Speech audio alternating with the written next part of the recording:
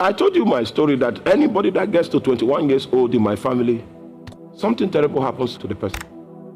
Our firstborn became 21 years old in University of Jos. He became schizophrenic. Those of you that are in the medical sciences, you know what it means to be schizophrenic. It was a mental condition.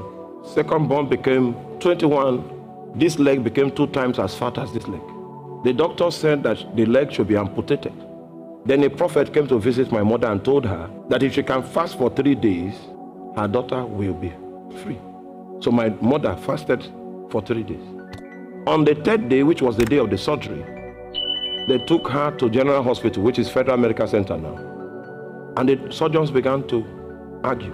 So the one that was supposed to operate now left. Then the one that was coming to confront this surgeon that his diagnosis was wrong was left. So, okay, we're going to open the leg and see what is inside. Then we'll close it up. So they opened the leg and saw pus. You know pus? Half bucket full. You know bucket? When they drained it out, it was half bucket. They cleaned up the pus, stitched back the leg, and when the wound healed, the stitch point disappeared. Till today. I know you didn't hear me. That sacrifice that was offered, it counteracted the mystery that was at work in the life of my sister. My sister would have been walking with crutches today with an amputated left leg if that fasting did not take place. The prophet that came to speak with my mom knew God and knew what was required to move his hand. I've seen many people that died for free. It was not their time to die on the calendar, but they had no prophet that could peep into the secrets of God. So Satan prospered in that day. Our thirdborn got to 21. He had a condition that could not be diagnosed. They even took samples from his body to medical laboratories in London. They could not decipher what was killing this young man. I was present when my elder brother became schizophrenic. That's when I discovered that the unwritten law that we did not read in my family was that nobody should study medicine. Everyone that attempted it became schizophrenic. And that's why I told my daughter, I did not study the medicine. So I cannot prove that we've defeated. Can you help us study medicine? So that it will be, are you? You are not following. Now, my cousin is at the back there. Her daughter is in Benue State University studying medicine. Strange symptoms have fallen on her.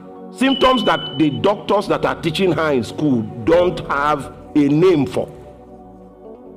This is after how many generations? Oh, you will be a child to say that altars lack power. The examples I'm giving you is of living people, living human beings. I'm not reading from textbooks. So brilliant. But the day she now enters medicine, we didn't even know she would be able to write the last exams. She came and she even passed. I said, you passed? Okay. You will be a doctor. If God has chosen you to be the one to interpret this parable, there's a parable there. Oh man. Some of you don't know your history. I know my own. Because I wanted to fight, I had to go get knowledge. They took her to Abuja, put some things at, like the kind of things they put on Robocop. And after we spent all that money, they did not come up with any diagnosis. You want to use physical equipment to find spiritual things. I was standing before my brother who was in 300 level medicine. He ran mad before my face. I'm an eyewitness. Those things were the things that made me go into the forest to look for God. 200 and something days of fasting. That kill me if you will not come out. Most of you have not grown restless enough. Who told you that I was supposed to die at 10 years? Yes, I actually died. I will tell you that story in some time to come. Everywhere was dark. Let one necromancer arise in your family, there will be darkness forever. Except a priest of light comes.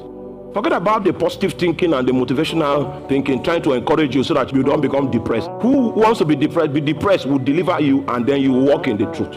Because without the truth, you can never be delivered. A motivational preacher will say, you look fine. Then you tell yourself, I look fine.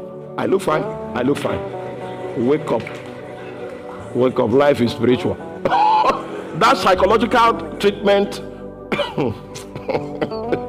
we did it. I did it more than you. I will go on a football field and I will be speaking to myself. They say it's faith declaration. The altar was even angry that I was talking. So I told God, it's time for you to kill me or make me wise. Make me understand the language that you speak. Because in a fasting and prayer like this, he said, someone in your family is going to die. I said, is there no way for the person to be redeemed? No, he said, the cup of iniquity is full. I said, yeah. He said, that's why he didn't speak all this while. He was waiting for that cup to be full so that they can begin judgment. I said, okay. So I called my brother. I said, somebody's about to die. That death is coming. But this death is not a bad death. It's a good one that will pave way for the things that God wants to do. Indeed, that death came.